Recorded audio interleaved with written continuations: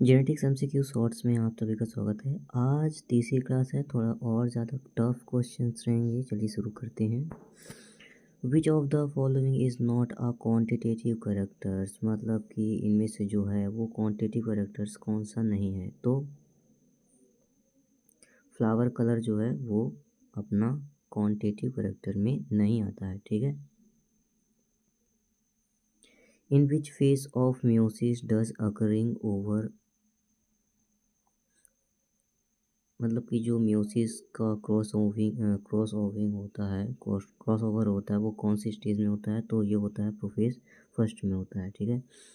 Who propose the chromosomal theory of inheritance, तो Sutton and Boveri ने दिया था।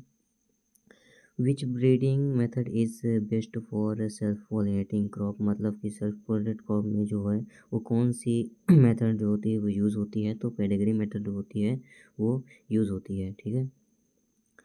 Which type of gene action is responsible for heterosis, heterosis में जो होता है वो जीन एक्शन कौन सा रिस्पॉन्सिबल होता है। तो हमेशा डोमिनेंस जीन एक्शन होता है। चलिए एक्सप्लेन करते हैं।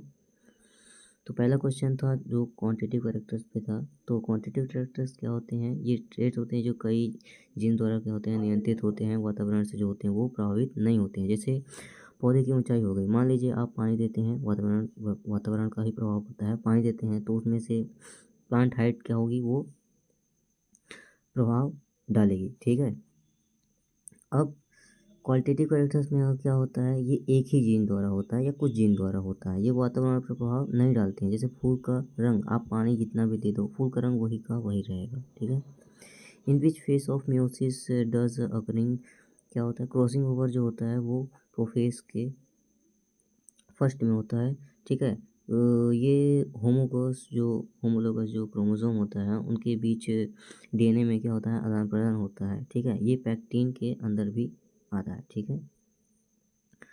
जो क्रोमोसोमल थ्योरी है वो क्रोमोसोमल थ्योरी ऑफ इनहेरिटेंस है, उसे टर्नर ब्राउन ने दिया था। कब दिया था, 1902 में दिया था। इसका मतलब क्या होता है, जो माता पिता के क्या होते हैं, माता पिता के गुणसूत्र जो होते हैं वो संतान में क्या होते हैं, जाते हैं, ठीक है। और सेल्फ पोनेटेड क्रॉप में जो यूज़ होती है वो कौन सी यूज़ होती है, पेडिग्री मेथड होती है। आइए समझते हैं। सेल्फ पोलिनेटेड क्रॉप में जो जेनेटिक वेरिएबिलिटी होती है वो कम होती है, ठीक है ना। इसको सुधारने के लिए पेडिग्री मेथड का उपयोग करते हैं। इसमें क्या होता है, एक लाइन तैयार करते हैं जिसे हम सुपीरियर लाइन कहते हैं, ठीक है ना। इसमें क्या रखते हैं, सुपीरियर प्लांट्स रखते हैं जो कई दर पीढ़ी दर उसी तरह क्या होता है प्रोसेस चुना जाता है, ठीक है। तब जाके हमारी ये पेडिग्री मेथड तैयार होती है, ठीक है। Which type of gene action is responsible for heterosis, heterosis को समझने के लिए आपको समझना पड़ेगा कि डोमिनेंस जीन एक्शन क्या होता है। डोमिनेंस जीन एक्शन क्या होता है, वो रिसेसिव एलील को क्या करते हैं, दबा देते हैं और डोमिनेंट अपना प्रभाव दिखाता है, ठीक है ना। इसी से जो माता पिता से जो संतान होती है वो अधिक क्या होती है, प्रभावशाली होती है, ठीक है। Thank you so much.